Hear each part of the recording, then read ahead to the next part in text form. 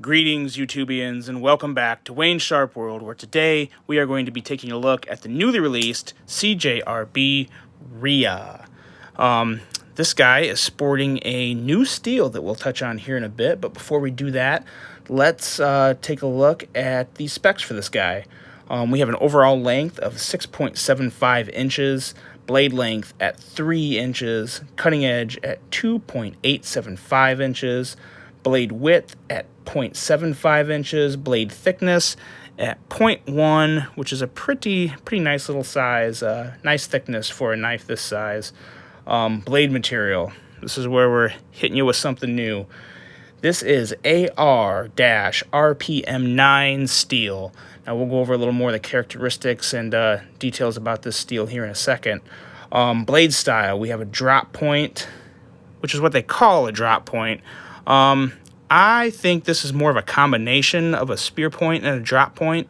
Go over more of that later here too, but very intriguing blade design. Handle length at 3.875 inches, handle width at 0.75 inches, handle thickness at 0.42. Pretty nice green micarta. I always like micarta, but I have one little nag with this that we'll touch on here in a second as well. Overall weight at 2.2 ounces, so very friendly in the pocket. Right hand only, tip up carry, and coming in at $54.95, which I think all in all, I think the price is very reasonable. I don't think I've ever had a CJRB that I thought, whoa, that's a little ttoo much. So good to go there on the price of $54.95. We'll do some quick size comparisons here. Look at the lines on that. This is an attractive knife, guys. I really do like this knife. We're going to set it up next to the PM2 as well as the Benchmade bug out. As you can see, it is this is a regular size bug out with the PM2. As you can see, it's a small knife. There's no getting around that. But just a very sleek little knife. It's a very nice casual gentleman's carry.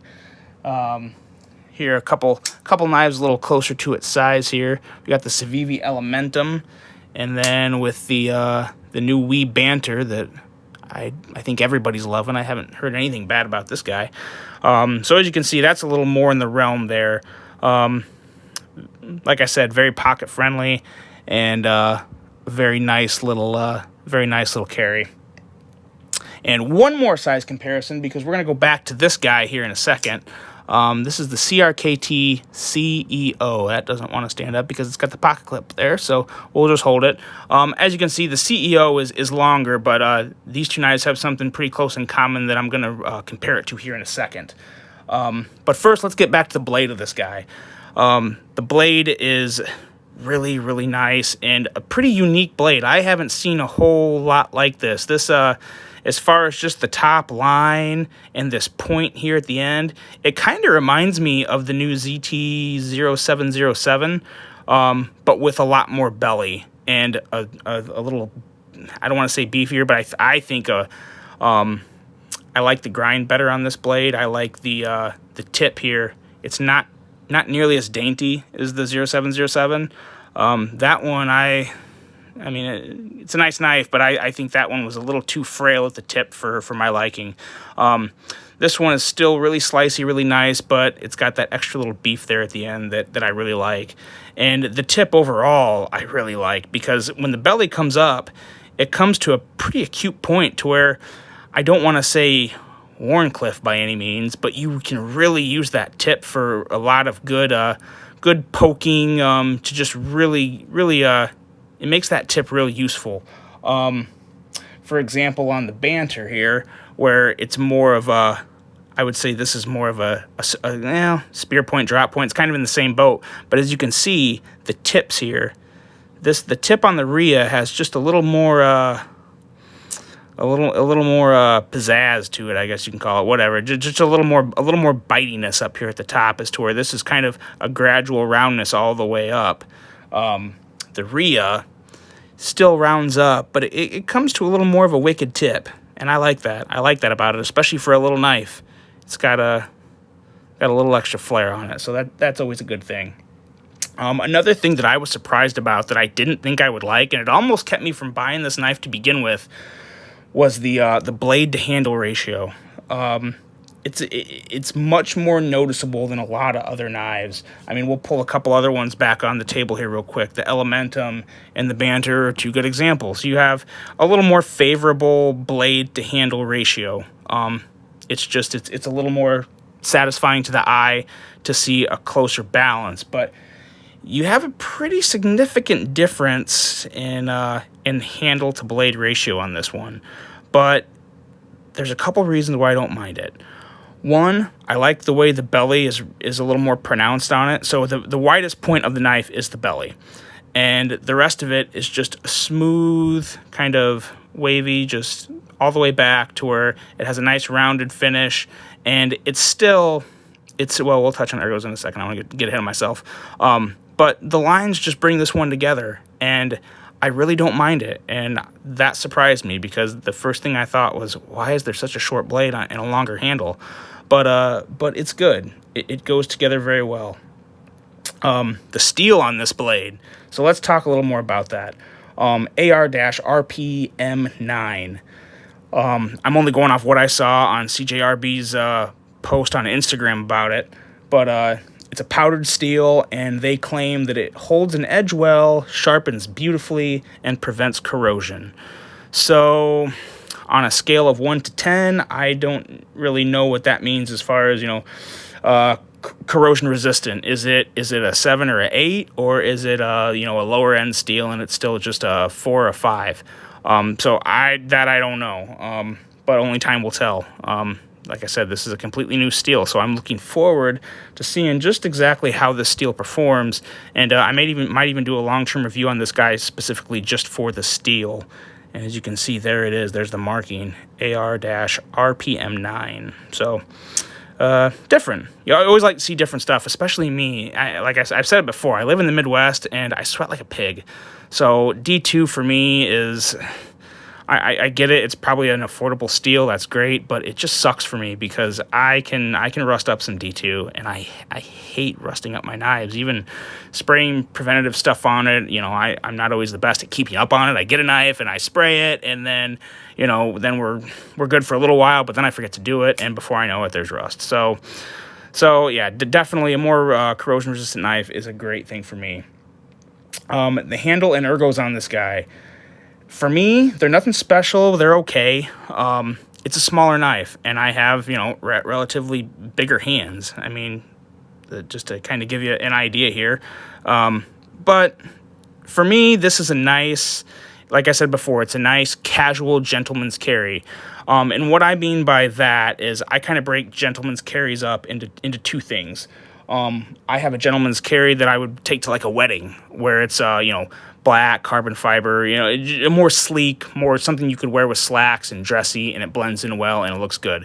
And then you have something like this, which is more just a casual gentleman's carry, where I can, take it to just, if I'm going to Chicago for the day, or if I'm, going to the mall, or just beating around, with my fiance, and we're just kind of looking at stuff, and I don't want to bring, my SOCOM Elite or something, big and, bulky, huge blade. This works out well for something like that, because you still have a nice knife on you, and it looks well,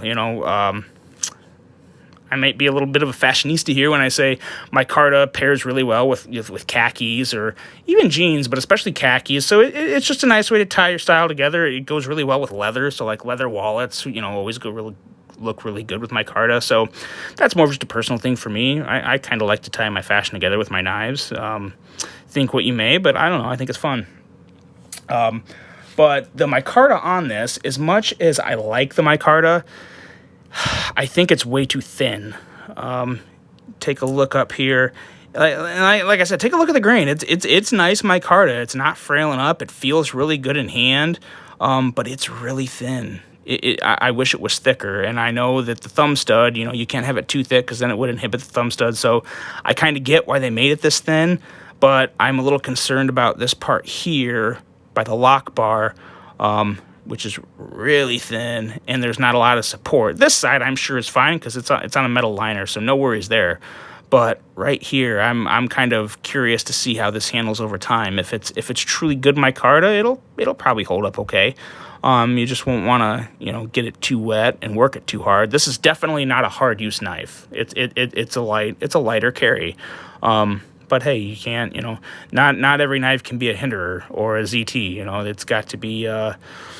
Some are just nice lighter carries, and that's what this is. And there's nothing wrong with that, especially for $54.95. The deep carry clip on it is really nice. I kind of like the way everything's satin on this. I like the satin touches everywhere and then dulled out with the green micarta. I think that's cool. The liners are real smooth. You don't really feel the edges. The edges are nice and rounded. Not rounded, but chamfered. And it's just a nice touch. A lot of shine with the green micarta is good. So really, really like that about it. But yeah, we'll just have to see how this holds up over time, because I'm a little skeptical. But we'll see. Hopefully it does. So that's really good. And action. And this is where I'm going to bring back the CEO. So what this has that's very similar to the CEO is the thumb stud. And as you can see, when it's closed, close this one real quick. So take a look at these. Now, this is not as bad as the CEO, but the thumb stud is nested halfway within the handle, and it sticks up really well, actually. It sticks up a lot more than the CEO. So if you're comparing the profiles from the other side, you can see that it sticks up probably about an extra milled layer more. Yeah, a little more. It doesn't look like that much, guys, but it feels, you notice a pretty big difference with your finger. But this guy, so like I said, the action is kind of like that. So to open up the CEO, you kind of push down and go out, and it flies out. The action on this guy is great. Yeah, just push. It's still tricky. I stumble with this sometimes. I love this knife, but I stumble with it. Now, get this out of the way. But the action on this is a lot easier. Very smooth. No problem at all. I can do this all day reliably. I don't, if you're concerned about deployment by the appearance of the thumb stud, don't be. Because if I can do it, anyone can do it. I am no master at knife deployment. I've deployed my fair share, but as you just saw with that CEO, I stumble around just as much as anyone. So this is a very easy knife to deploy.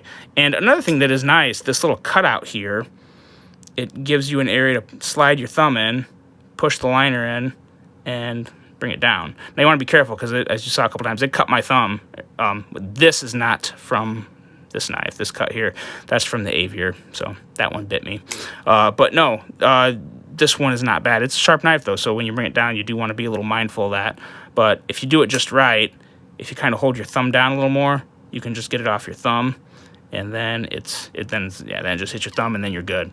But deployment on this is smooth. It's buttery smooth. No issues with deployment whatsoever. But I got to say, the detent on this guy's weak. It's not pathetically weak to where I find it annoying, but it is definitely, it could be stronger, we'll put it that way. That was a little disappointing, because in the past, I feel like CJRB has really nailed detents. From the Centros to the Feldspar, the Centros detent is perfect. I mean, absolutely perfect. The best detent on a budget knife I've ever had in my hand. So the Centros is great if you're looking for another CJRB. The Feldspar was really good. It was on the opposite end. It was a strong detent, but also made for really easy deployment. This one, like I said, I don't have a lot of complaints about it. But I think the deployment and the action would be a little more satisfying if you had a little more click on the deployment. If there was just a little more resistance, it would be perfected.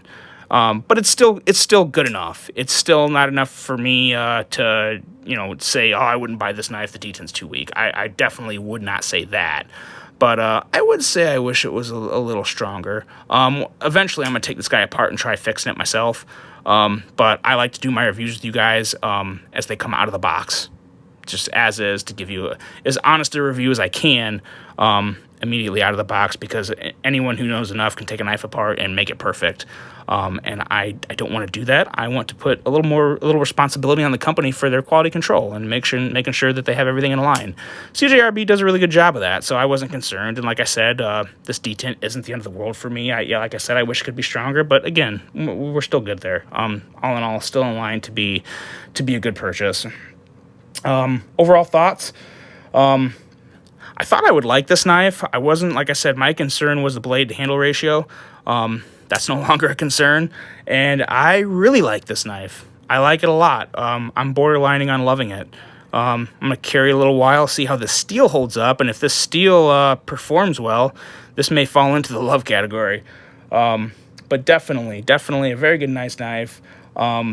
It's nice enough and affordable enough to where I think I'm just going to keep this around. I try and sell a lot of the ones I review to gain funds to buy new knives to review for you guys, but for $54.95 it doesn't break the bank, and I haven't held on to one in a while, so this one's going in. This is going in the case. I'm keeping it. I really like it, so I would definitely recommend you guys give this a try, and especially if you're a micarta nut. This is I love the fact that these budget companies are using micarta more.